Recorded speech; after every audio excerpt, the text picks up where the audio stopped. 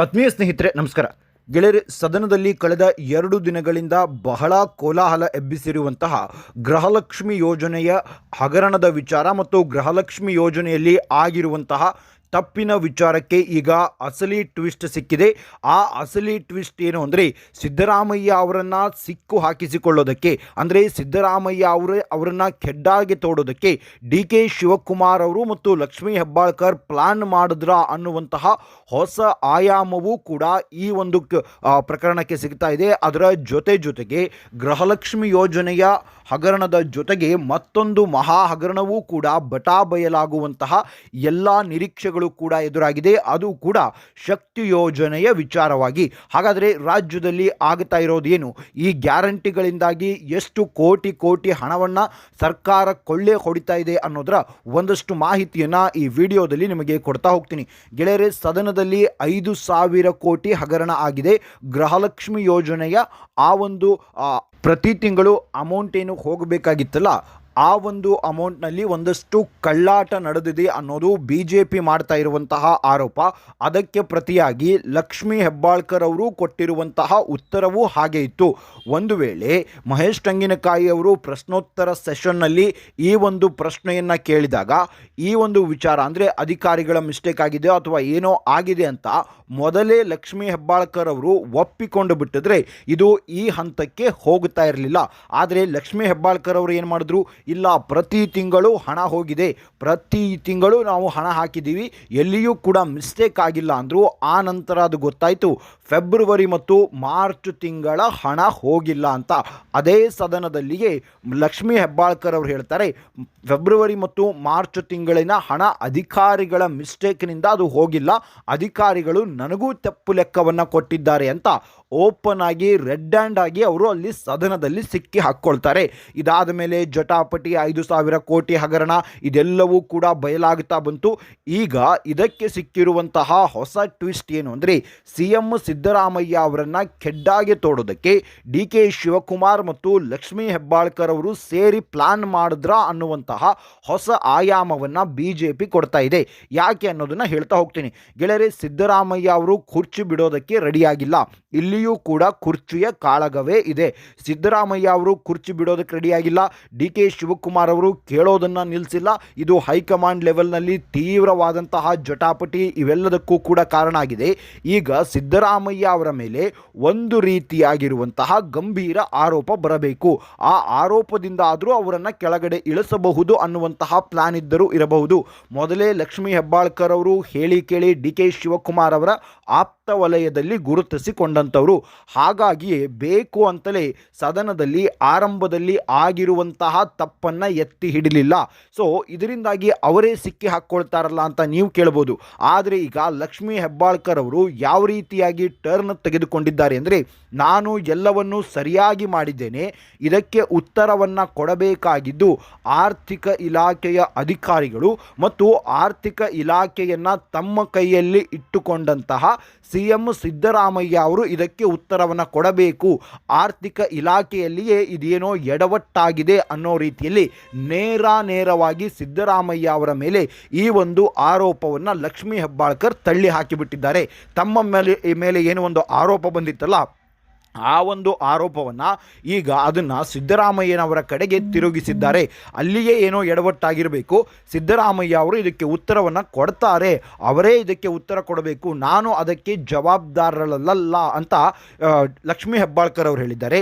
ಇನ್ನು ಡಿ.ಕೆ. ಶಿವಕುಮಾರ್ ಅವರು ನಿನ್ನೆ ಅವರಿಗೆ ಪ್ರಶ್ನೆಯನ್ನು ಕೇಳಿದಾಗ ಅವರು ಕೂಡ ಓಪನ್ ಆಗಿ ಸಿದ್ದರಾಮಯ್ಯ ಅವರ ಮೇಲೆ ಹಾಕಿದ್ದಾರೆ.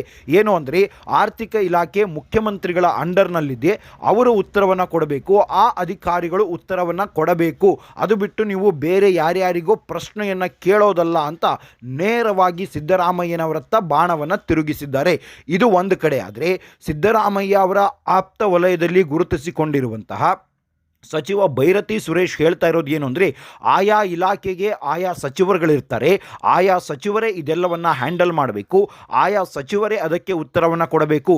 ತಮ್ಮ ಇಲಾಖೆಯಲ್ಲಿ ಏನಾದರೂ ಎಡವಟ್ಟಾದರೆ ಅದಕ್ಕೆ ನೇರ ಹೊಣೆಗಾರಿಕೆ ಆರ್ಥಿಕ ಇಲಾಖೆಯದ್ದಲ್ಲ, ಅದು ಆ ಒಂದು ಇಲಾಖೆಯ ಸಚಿವರದ್ದು ಅಂತ ಅಲ್ಲಿ ಲಕ್ಷ್ಮೀ ಹೆಬ್ಬಾಳ್ಕರ್ ಅವರ ಮೇಲೆ ಅವರು ಕೂಡ ಸಿಟ್ಟಾಗಿದ್ದಾರೆ. ಒಟ್ಟಾರೆಯಾಗಿ ಗೆಳೆಯರೆ, ಈ ಒಂದು ಕುರ್ಚಿಯ ಗಲಾಟೆಯ ವಿಚಾರ ಇದು.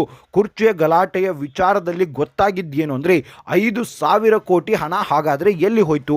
2,480 ಕೋಟಿ ತಿಂಗಳಿಗೆ ಖರ್ಚಾಗುತ್ತೆ. ಸೊ ಹತ್ತತ್ರ 5,000 ಕೋಟಿ ಹಣ, 2 ತಿಂಗಳ ಹಣ ಎಲ್ಲಿ ಹೋಯಿತು? ಇದ್ದರೆ ಸರ್ಕಾರದ ಖಜಾನೆಯಲ್ಲಿರಬೇಕು. ಅದು ಬಿಟ್ಟರೆ ಎಲ್ಲಾದರೂ ಇವರು ಡೈವರ್ಟ್ ಮಾಡಿದರೆ ಆ ಡೈವರ್ಟ್ ಎಲ್ಲಿ ಮಾಡಿದ್ದೀವಿ ಅಂತ ತೋರಿಸಬೇಕು. ಆದರೆ ಅದು ಯಾವುದೂ ಕೂಡ ಆಗ್ತಾ ಇಲ್ಲ. ಸೊ ಒಂದು ಕಡೆಯಿಂದ ರಾಜ್ಯದಲ್ಲಿ ಪರಿಸ್ಥಿತಿ ದಿನದಿಂದ ದಿನಕ್ಕೆ ಬಿಗಡಾಯಿಸ್ತಾ ಇದೆ, ಮತ್ತೊಂದು ಕಡೆ ಇವರು ಸಾವಿರಾರು ಕೋಟಿ ಕೊಳ್ಳೆಯನ್ನು ಹೊಡೆಯೋದಂತೂ ನಿಲ್ಲಿಸ್ತಾ ಇಲ್ಲ. ಒಟ್ಟಾರೆಯಾಗಿ ಈ ಗ್ಯಾರಂಟಿ ಅನ್ನುವಂತಹ ಯೋಜನೆ ಇದೆಯಲ್ಲ, ಇದು ಇವರಿವರು ದುಡ್ಡು ಮಾಡೋದಕ್ಕೆ ಇಟ್ಟುಕೊಂಡಿರುವಂತಹ ಯೋಜನೆಯ, ಇವರಿವರು ದುಡ್ಡು ಮಾಡೋದಕ್ಕೆ ಶುರು ಮಾಡಿರುವಂತಹ ಯೋಜನೆಯ ಅನ್ನಿಸೋದಕ್ಕೆ ಶುರುವಾಗಿದೆ. ಅದಕ್ಕೆ ಕಾರಣ ಏನು ಅಂತ ಇನ್ನೊಂದು ಹೇಳ್ತಾ ಹೋಗ್ತೀನಿ ಗೆಳೆಯರೆ. ನಿಮ್ಮೆಲ್ಲರಿಗೂ ಕೂಡ ಗೊತ್ತಿರುವ ಹಾಗೆ ಶಕ್ತಿ ಯೋಜನೆಯ ವಿಚಾರ ಯಾವ ರೀತಿಯಾಗಿ ನಡೀತಾ ಇದೆ. ಶಕ್ತಿ ಯೋಜನೆಗೆ ಆರಂಭದಿಂದಲೂ ಕೂಡ ಒಂದಷ್ಟು ಜನರ ವಿರೋಧ ಅದೆಲ್ಲವೂ ಕೂಡ ಇತ್ತು. ಆ ಎಲ್ಲ ವಿರೋಧದ ನಡುವೆಯೂ ಕೂಡ ಶಕ್ತಿ ಯೋಜನೆ ಈಗ ಜಾರಿಯಲ್ಲಿದೆ. ಆ ಶಕ್ತಿ ಯೋಜನೆಯಿಂದಾಗಿ ಎಷ್ಟರ ಮಟ್ಟಿಗೆ ಪರಿಸ್ಥಿತಿ ಬಿಗಡಾಯಿಸ್ತಾ ಇದೆ ಅಂದರೆ, ಶಕ್ತಿ ಯೋಜನೆಯಿಂದ ಒಟ್ಟಾರೆಯಾಗಿ ಗೆಳೆಯರೆ KSRTC ಅಂದರೆ ನಮ್ಮ ಏನು KSRTC ಇದೆಯಲ್ಲ, ಕಂಪ್ಲೀಟಾಗಿ ಹಳ್ಳ ಹಿಡಿದು ಹೋಗಿದೆ, ನಿತ್ರಾಣವಾಗಿ ಹೋಗಿದೆ. ಯಾವ ರೀತಿಯಾಗಿ ಅಂದರೆ, ಸಂಬಳ ಬಿಡಿ, ಗಾಡಿಗಳನ್ನು ಮೇಂಟೈನ್ ಮಾಡೋದಕ್ಕೂ KSRTC ಹತ್ರ ಹಣ ಇಲ್ಲ. ಯಾಕೆ ಅಂದರೆ ಒಟ್ಟಾರೆಯಾಗಿ ಉಳಿಸಿಕೊಂಡಿರುವಂತಹ ಬಾಕಿ ಹಣ ಅಂದರೆ ಸಾರಿಗೆ ನಿಗಮಕ್ಕೆ ಸರ್ಕಾರ ಕೊಡಬೇಕಾಗಿರುವಂತಹ ಬಾಕಿ ಹಣ ಏನಿದೆಯಲ್ಲ, ಅದು ಎಷ್ಟಿದೆ ಅಂದರೆ ನಾವೀಗ ಅದನ್ನು ಲೆಕ್ಕವನ್ನು ಕೊಡ್ತಾ ಹೋಗ್ತೀನಿ. ಸಾರಿಗೆ ಇಲಾಖೆಯಲ್ಲಿ ಆಗಿರುವಂತಹ ಕೆಲವು ಎಡವಟ್ಟುಗಳ ಬಗ್ಗೆ ಹೇಳ್ತಾ ಹೋಗ್ತೀನಿ. ನೌಕರರಿಗೆ ಅಲ್ಲಿ ಪಿಂಚಣಿ ಇಲ್ಲ, ಸಮರ್ಪಕವಾಗಿರುವಂತಹ ಸಂಬಳ ಇಲ್ಲ, ವಿದ್ಯಾರ್ಥಿಗಳು ಅಲ್ಲಿ ಪಡಬಾರದ ಕಷ್ಟವನ್ನು ಪಡ್ತಾನೆ ಇದ್ದಾರೆ. ಒಟ್ಟಾರೆಯಾಗಿ 4,006 ಕೋಟಿ ಹಣವನ್ನು ಎಲ್ಲ ಸಾರಿಗೆ ನಿಗಮಗಳಿಗೆ ಸರ್ಕಾರ ಕೊಡಬೇಕು. ಆದರೆ ಸರ್ಕಾರ 1 ರೂಪಾಯಿ ಹಣವನ್ನೂ ಕೂಡ ಕೊಡ್ತಾ ಇಲ್ಲ. ಇದರಿಂದಾಗಿ ಅಲ್ಲಿನ ಪರಿಸ್ಥಿತಿಯಂತೂ ಬಹಳ ಅಂದರೆ ಬಹಳ ಬಿಗಡಾಯಿಸಿದೆ. ಇದಕ್ಕೆ ರಾಮಲಿಂಗಾರೆಡ್ಡಿ ಅವರಿಗೆ ಕೇಳಿದ್ರೆ ಅವರು ಕೊಡ್ತಾ ಇರುವಂತಹ ಉತ್ತರ ಏನು ಅಂದರೆ, ಇಲ್ಲ ಇದು BJP ಕಾಲದಲ್ಲಿ ಇದ್ದಂತಹ ಹಣ ಅಂತ, BJP ಕಾಲದಲ್ಲಿ ಜಾರಿಯಾಗಿದ್ದಂತಹ ಯೋಜನೆ ಇದು, ಅವರು ಬಾಕಿ ಇಟ್ಕೊಂಡಿರುವಂತಹ ಹಣ ಅನ್ನುವಂತಹ ಉತ್ತರವನ್ನು ರಾಮಲಿಂಗಾರೆಡ್ಡಿ ಅವರು ಕೊಡ್ತಾರೆ. ರಾಮಲಿಂಗಾರೆಡ್ಡಿ ಅವರಿಗೆ ಸ್ವಲ್ಪವೂ ಕೂಡ ಏನು ಗೊತ್ತಾಗೋದಿಲ್ವಾ? ಯಾಕೆ ಅಂತ ಅಂದರೆ, ರಾಮಲಿಂಗಾರೆಡ್ಡಿ ಅವರು ಹೇಳುವ ಪ್ರಕಾರ ಶಕ್ತಿ ಯೋಜನೆ BJP ಇದ್ದಾಗ ಶುರು ಆಗಿದ್ದೇ ಇಲ್ವಲ್ಲ. ಶಕ್ತಿ ಯೋಜನೆ ಶುರುವಾಗಿದ್ದು ಕಾಂಗ್ರೆಸ್ ಸಮಯದಲ್ಲಿ.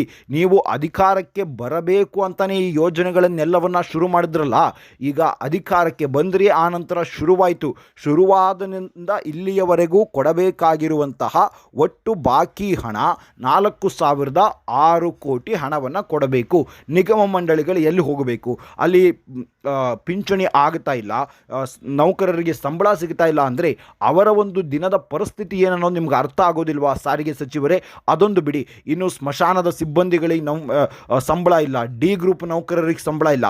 ಹೀಗೆ ಒಟ್ಟಾರೆಯಾಗಿ ಸರ್ಕಾರ ಯಾವ ರೀತಿಯಾಗಿ ಹೋಗಿದೆ ಅಂದರೆ ಗಬ್ಬೆದ್ದು ನಾರ್ತಾ ಇದೆ.